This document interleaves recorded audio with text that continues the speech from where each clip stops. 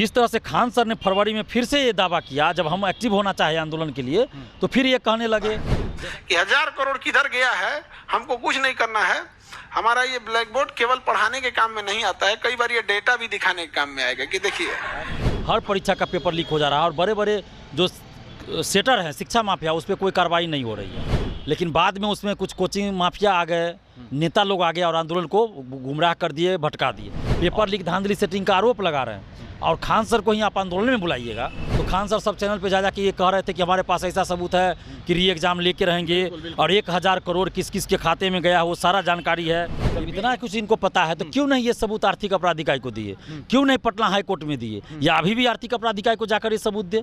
नमस्कार, मैं प्रेम, आप देख रहे हैं एमके न्यूज़ इंडिया। देखिए 17वीं बीपीएससी परीक्षा री एग्जाम को लेकर जो है कई महीनों जो है धरना प्रदर्शन लेकर कर जो है युद्ध स्तर तक छात्रों ने प्रोटेस्ट किया। लेकिन आज से पहले आपने देखा कि किस तरह से हाई कोर्ट से झटका लगा है। उन्होंने साफ कर दिया कि 17वीं पीटी की परीक्षा री एग्जाम नहीं होगी। हमारे साथ छात्र नेता दिलीप कुमार हैं।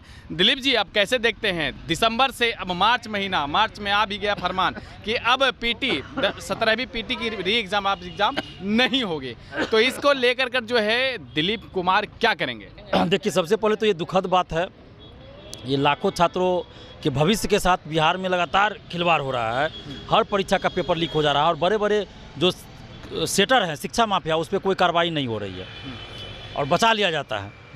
और 17वीं बीपीएससी का भी जिस तरह से हम लोग आंदोलन शुरू किए थे छात्र आंदोलन के रूप में, लेकिन बाद में उसमें कुछ कोचिंग माफिया आ गए, नेता लोग आ गए और आंदोलन को गुमराह कर दिए, भटका दिए।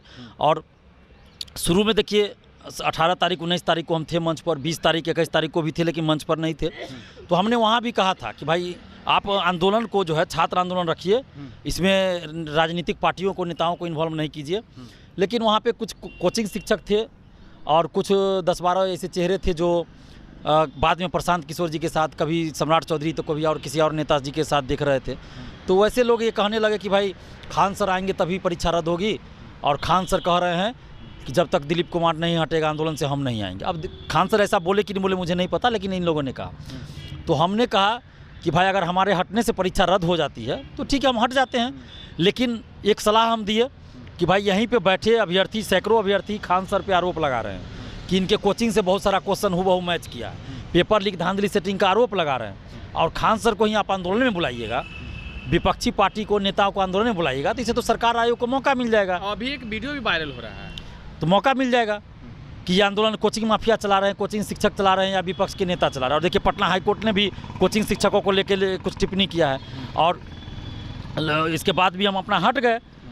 लेकिन जिस तरह से खान सर ने फरवरी में फिर से ये दावा किया, जब हम एक्टिव होना चाहे आंदोलन के लिए, तो फिर ये कहने लगे, जैसा कि 4-5 लोग को कहा गया कि भाई दिलीप आएगा तो हम नहीं आएंगे, हम आंदोलन करना चाहते हैं। तो फिर हमको कहा गया कि आप नहीं कीजिए तो खान सर आएंगे। हम ठीक है, नहीं करते हैं। तो खान सर सब चैनल पे जा के ये कह रहे थे कि हमारे पास ऐसा सबूत है कि री एग्जाम लेके रहेंगे और 1000 करोड़ किस किस के खाते में गया वो सारा जानकारी है। ये वीडियो पहले सुनवाइए। और री एग्जाम अगर नहीं कराएंगे लोग, री एग्जाम अगर नहीं कराएंगे तो हम तो पटना के ही रहने वाले हैं और हमें बहुत अच्छे से पता है क्या चीज कैसे होता है। कि 1000 करोड़ किधर गया है, हमको कुछ नहीं करना है। हमारा ये ब्लैक बोर्ड केवल पढ़ाने के काम में नहीं आता है, कई बार ये डेटा भी दिखाने के काम में आएगा। कि देखिए फलाना के अकाउंट में से इस अकाउंट में गया, यहाँ से कैश निकल के सी में गया और फिर डी की कंपनी में चला गया, और यहाँ से जो एफ है ये किसकी पत्नी है, किस अधिकारी की, इनके अकाउंट में आ गया। अब जब इतना कुछ इनको पता है तो क्यों नहीं ये सबूत आर्थिक अपराध इकाई को दिए, क्यों नहीं पटना हाई कोर्ट में दिए, या अभी भी आर्थिक अपराध इकाई को जाकर ये सबूत दे। अगर ये नहीं दिए सबूत तो क्या इसका मतलब माना जाए?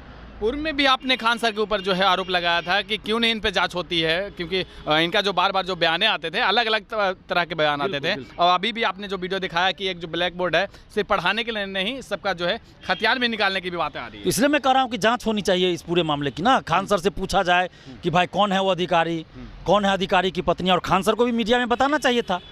आर्थिक अपराध इकाई को जाके देना चाहिए, पटना हाई कोर्ट में सबूत देना चाहिए। क्यों नहीं ये दे रहे हैं? तो इसका मतलब कुछ तो गड़बड़ है। तो इसकी जांच होनी चाहिए कि खान सर कि क्या खेल खेल रहे हैं, इसकी जांच होनी चाहिए। रहमांशु सर, हमान सर सारे अपने अपने खून तक से जो है लेटर पर जो है लिखे और सभी का जो खून जो है फीका पड़ गया। लेकिन अब जो है छात्र दिलीप जो है क्या फिर से वो उसी रन में उतरेंगे 17वीं री एग्ज़ाम को लेकर के? देखिए अब तो पटना हाई कोर्ट से खारिज कर दिया गया, खारिज कर दिया गया। ये कोचिंग माफियाओं के चक्कर में ये सब हुआ है। जो कोचिंग माफिया आंदोलन में घुस गए, इससे पूरा आंदोलन बदनाम हो गया। और ये कोर्ट तक भी ये चीज़ दिख रहा होगा ना, जज साहब को भी तो दिख रहा होगा ना, वो भी तो न्यूज़ चैनल और अखबार पढ़ते हैं। तो ये तो सारा चीज़ देख रहे हैं कि कोचिंग माफिया क्या खेल खेल रहे हैं। जिस पे पटना हाई कोर्ट में आरोप लगा, उसी पे को आप आंदोलन में बुला रहे हैं और पटना हाई कोर्ट में केस भी लड़ रहे हैं।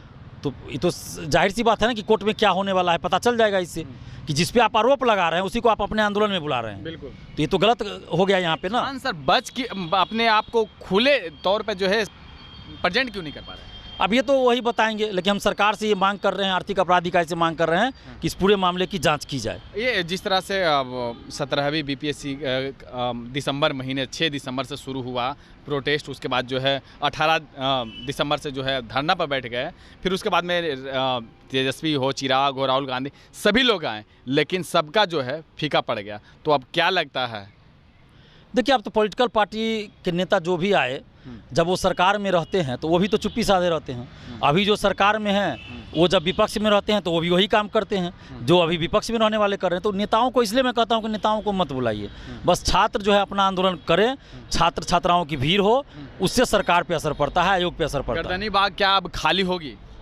अब देखिए गर्दनी बाग से तो शायद वो लोग हट गए हैं। अब एक मीडिया में ही खबर देखिए यूट्यूब पे कहीं कि वो लोग अब वहाँ से गर्दनी बाग से हट गए हैं। तो ये तो अपना वो लोग कर रहे थे, हमसे तो कोई मतलब न सलाह न कोई पूछ ये पाछ न कुछ, तो हम उसमें क्या बोल सकते हैं। एक आखिरी सवाल रहेगा कि दिलीप कुमार के ऊपर लगा था कि पैसे की गलत तरीके से उगाही और जो है नेताओं के संपर्क में है, तमाम जो कई जो है कयासे लगा दे रहे थे, सच्चाई क्या है? देखिए ये तो इन लोगों को चाहिए कि जाके आर्थिक अपराध इकाई में जाए, कंप्लेन करें मेरे खिलाफ। और आर्थिक अपराध इकाई तो 3 बार मेरे बारे में जांच कर ही चुकी है। 67वीं पेपर लीक के समय, आपको CGL 3 पेपर लीक के समय, सब में मेरा जांच हुआ ही है कि कहाँ क्या होता है नहीं होता है। तो नेता का तो एकदम यही छोड़ दीजिए, कोई नेता के साथ तो मेरा फोटो भी नहीं कहीं देखिएगा। हम तो नेताओं का विरोध ही करते हैं, सब पार्टी का, ये नहीं कि किसी एक पार्टी का। हम तो हर पार्टी के नेता का विरोध करते हैं कि भाई छात्र आंदोलन से दूर रहे, अपना आंदोलन वो लोग करे। तो ये तो आरोप ये भी लगा कि दिलीप कुमार अपनी पत्नी का सेटिंग करवा रहा है। तो भाई मेरी पत्नी तो फॉर्म भी नहीं भरी है। अच्छा। और मेरी पत्नी तो प्रेग्नेंट थी, बीमार थी, और मरते मरते मेरी पत्नी और मेरा बच्चा है। 11 नवंबर को मैं पिता बना हूँ और मेरी पत्नी और मेरा बच्चा तो मरते मरते बचा है। तो हम तो हॉस्पिटल का चक्कर लगा रहे थे, अभी मार्च में भी हॉस्पिटल के चक्कर में थे। तो अब फॉर्म भी नहीं जो आदमी भरा तो सेटिंग कैसे करा लेगा। और मैं अपने बारे में भी बता दूं कि कल को आरोप लगा सकते हैं ये लोग कि दिलीप कुमार अपना सेटिंग करवा रहा है। तो हम बता दें, इन लोगों को जानकारी दे दे पहले ही, नहीं तो फिर आप इन लोगों का आरोप गलत साबित हो जाएगा। मेरी उम्र समाप्त हो चुकी है, 41 साल पूरा हो गया है। तो हम फॉर्म नहीं भर सकते हैं। अगर BPSC में उम्र सीमा में छूट मिल जाए तो फॉर्म भर सकते हैं। तो वो हम सेटिंग भी नहीं अपना करा। हमको तो ऑफर भी आया पहले बहुत। छात्रों को इस विफलता के पीछे जो है दिलीप कुमार का जो कमी जो है खला है। अब देखिए ये तो हम नहीं कुछ इस पे कहेंगे, तो छात्र ही बताएंगे। लेकिन मैं इतना कहता हूँ, दिलीप कुमार रहे न रहे उससे मतलब नहीं है, लेकिन छात्र आंदोलन रहे, उसको जो है नेताओं को बुलाकर, कोचिंग माफियाओं को बुलाकर बदनाम न किया जाए। धन्यवाद। देखिए 17वीं BPSC री एग्ज़ाम को लेकर, PT री एग्ज़ाम को लेकर जिस तरह से कयासें चल रही थी दिसंबर महीने से लेकर जो है मार्च तक जो है धरने पर बैठे थे। वहीं कई जो है नेता भी है जो धरना पर बैठे और आए मिले, और प्रशांत किशोर ने भी देखा कि किस तरह से अमर अनशन किया और लाठी डंडे भी चले।